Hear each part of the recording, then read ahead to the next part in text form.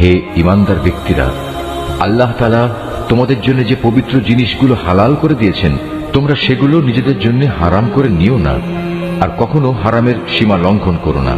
অবশ্যই আল্লাহ তাআলা সীমা লঙ্ঘনকারীদের অপছন্দ করেন।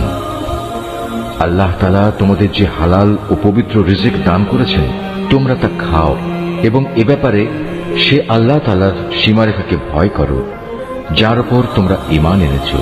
হে ঈমানদার ব্যক্তিরা, আল্লাহ তাআলা তোমাদের জন্য যে পবিত্র জিনিসগুলো হালাল করে দিয়েছেন তোমরা সেগুলো নিজেদের জন্য হারাম করে নিও না, আর কখনো হারামের সীমা লঙ্ঘন করো না। অবশ্যই আল্লাহ তাআলা সীমা লঙ্ঘনকারীদের অপছন্দ করেন। আল্লাহ তাআলা তোমাদের যে হালাল ও পবিত্র রিজিক দান করেছেন তোমরা তা খাও, এবং এ ব্যাপারে সে আল্লাহ তাআলার সীমারেখাকে ভয় করো যার উপর তোমরা ঈমান এনেছো।